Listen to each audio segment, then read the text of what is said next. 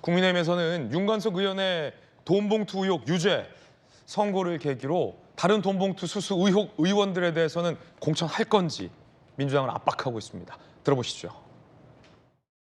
1심 선고로서 유죄 판결이 난 만큼 민주당은 국민들께 공식적으로 사과해야 할 것입니다. 윤관석 의원으로부터 돈 봉투를 받은 의원들 역시 거취를 결정해야 할 것입니다. 국민에 대한 민주적 책임이란 차원에서 당 차원의 특별한 조치를 취해야 할 것입니다. 총선 불출마나 공천 배제 등의 방법으로 문제를 해결해야 할 것입니다. 윤관석 의원이 1심 실형 유죄가 선고되면서 국민의힘의 공세가 본격화됐다라고도 보이는데 김영주 의원님, 네. 이게 사실 민주당에서 명확하게 돈봉투 의혹은 아무것도 아니요라고 뭔가 딱 정해지진 않았습니다만 뭉뚱그려서 이명박 공관위원장이 3심 최종심의 판결이 나오기 전까지는 무죄 추정의 원칙을 한다라는 말로써 지금 돈봉투 의혹을 받고 있는 의원들은 일단은 불문율에 붙인다. 지금 이렇게 그냥 해석이 되고 있는 거거든요. 네. 사실은 이제 참 이명박 공관위원장도 굉장히 골치가 아플 것입니다. 네. 사실은 또 당의 입장에서도 실형을 받은 윤관석 의원의 경우에 있어서는 일정 정도 어쨌든 송영길 대표 때문에 일어난 일이라 하더라도 어쨌든 민주당 내에 있었던 일이기 때문에 예. 이렇게 사과의 말씀을 하면서 틀고 가야 될지.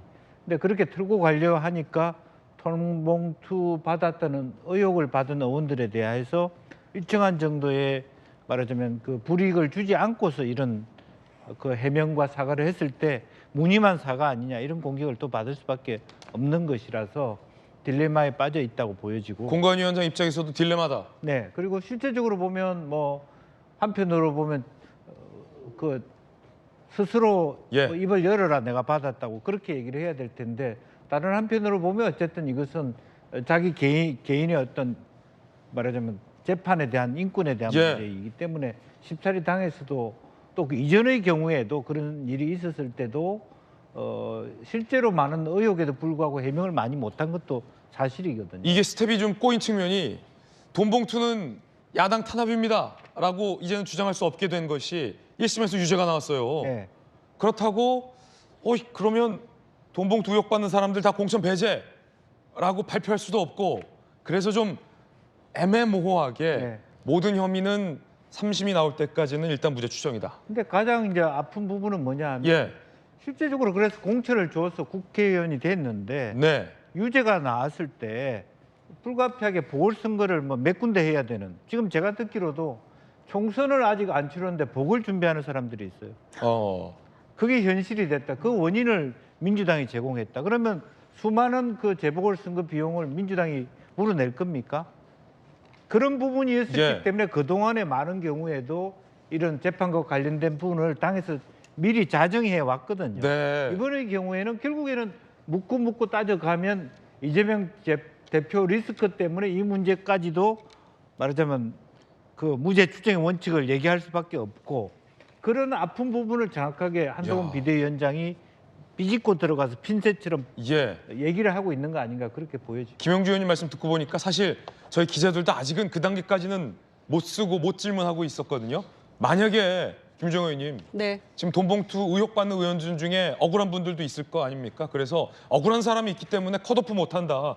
사실 이런 설명이 당에서 나오는데 그러면 그 중에 한 명이라도 실제 돈봉투를 받은 의원이 있어서 그분이 당선 이후에 예를 들어 의원직 상실에 대한 유죄가 선고되면 그런데 그런 사람이 한두 명이 아니라면 그 어마어마한 재보궐선거에 대한 사회적 비용, 그 책임은 누가 져야 합니까? 라고 묻는다면. 민주당이 져야겠죠.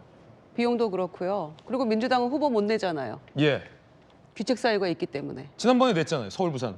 근데 그래서 망했잖아요. 예. 그러니까 안 되는 거고 또 그때도 전당원 투표를 했는데 결국에는 잘못된 선택이었죠. 그래서 그거를 결국에는 당시 주도했던 이낙연 전 대표가 사과하고 탈당하지 않았습니까? 네. 그 부분에 대해서. 그러니까 이런 문제는 저는 그 이명박 공관위원장도 지지불태 이런 얘기했어요. 멈출 때를 알면 위태롭지 않다 이런 얘기했는데 그거는 비단 소위 이제 뭐 586이랄지 뭐 여러 가지 문제 있는 사람들한테만 해당되는 게 아니고 이 돈봉투 의원들도 스스로 조금 판단해야 된다고 저는 생각합니다. 예. 거기에도 해당되는 얘기라고 생각하고요. 당이 좀 단호할 필요가 있어요. 혁신이라는 게 바로 이런 데서 비롯되어야 되는데 이 돈봉투 사건이 터졌을 때 어떻게 했습니까? 이 사건과 그다음에 김남국 의원의 코인 사태 이 두 가지 때문에 혁신위가 발족했잖아요. 그것 때문에 혁신위가 출범했는데 혁신위도 결국 실패했죠.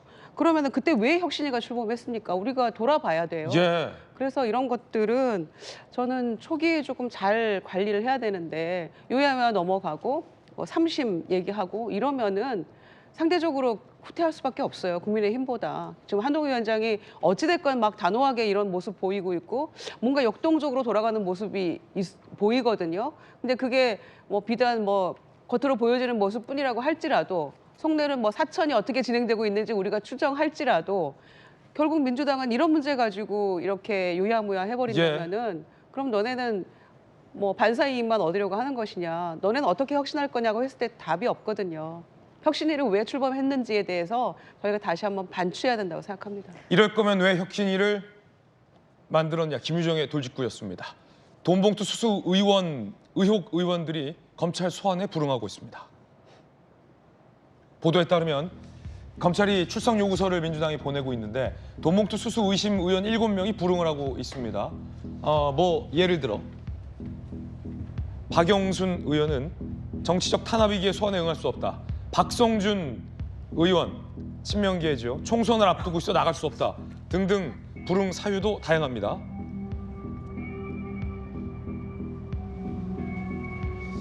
진수희 장관님. 네. 그 검찰 조사에는 불응하고 있고 당에서는 일단 불문에 붙이는 분위기인 것 같고 1심은 덜컥 유죄가 나왔고 어떻게 아니 보십니까? 그래서 제가 네. 민주당에 제안을 하나 드리고 싶은 게 지금 억울할 수도 있는 사람이 있어서 그 일괄적으로 처리를 못하겠다. 그러면 그 의원들로 하여금 검찰에 나가서 조사를 받으라 그러세요. 검찰 조사는 나가라. 조사를 받으면 거기서 억울한 케이스와 아닌 케이스가 좀 구분이 될 수가 있고 그럼 또 그걸 기준으로 좀 구분을 해서 공천 심사에 반영을 하면 어떨까 싶은데 네. 만약에 이거를 그 이재명 딜레마 때문에 불가피하거나 또는 그 무죄 추정 원칙 때문에 온정주의적으로 갈 수밖에 없다면 이거는 본선에서 유권자들이 심판해 주셔야 됩니다. 거기까지 가기 전에 저는 민주당 차원의 그런 조치를 하는 게 나쁘지 않겠다. 그래서 제안 말씀을 드리는 겁니다. 그렇군요. 그런데 일단 검찰에 대한 또 불신이 있으니까 검찰이 무죄라고 해줄 것 같지 않거든. 그래서 안 나가는 거거든요. 약간 그런 얘기도 나오거든요. 근데 검찰 조작 뭐 소설 그런 얘기 하는데 검찰이요 없는 것을 만들 수는 없어요. 예. 있는 것을 좀 과정할 수는 있겠죠. 그렇지만 없는 걸 만들 수는 없고요. 지금 한동훈 비대위원장이 계속 던지잖아요. 세비사건, 불체포 특권 막 그런데 지금 이재명 대표 방탄부터 시작해고 불체포 특권 얘기를 계속하고 있잖아요. 그리고 한동훈 비대위원장이 또 한 번 던진 거예요. 불체포 특권. 근데 받는다는 얘기 않잖아요. 받을 수가 없어요. 받고 싶어도. 그리고 왜 이런 얘기 하잖아요. 헌법에 규정돼 있기 때문에 받는다 해도 이것은 별 효과가 없다 그랬죠. 이런 얘기였는데 예. 헌법 규정돼 있어도요. 자의적으로 그냥 포기하면 돼요. 그냥 포기하고 국회에서 의결해달라 해서 가면 되는 거거든요. 그러니까 지금 소환에 불응하고 있는 7명 이 사람들이 전형적으로 이제 불체포 특권이라는 그런 방패 뒤에 숨어 있는 거예요. 그래서 조금 이제 강제로 구인이 안 되는군요. 그렇죠. 이제 국회의원이 그러니까 일반 사람 같으면 바로 체포영장 발부해가지고 불러다가 조사를 했겠죠. 근데 국회의원이라는 특권이 있기 때문에 어쩔 수 없는 거예요. 예. 그래서 아니 근데 또 이해가 가지 않아요. 본인들이 돈 받은 적 없다며요. 돈 받은 적 없는 사람에게 돈 받은 적 있다고 뒤집어 쓸 수는 없어요. 그렇습니까? 그러면 빨리 가서 조사 받고 뭐 무죄 여부 아니면 혐의가 있는지 여부를 그걸 판단 받아야지 총선에 도움이 될 거 아닙니까? 아까 김명주 의원께서 말씀하셨는데 아마 이번 총선 끝나고 나면 민주당에서 당선된 지역구 중에서 진짜 보궐선거 많을 것 같아요. 대표적인 게 황운하 의원이거든요. 황운하 실형 징역 3년 받았잖아요. 예. 이런 사람이 공천 받아가지고 당선돼봐요.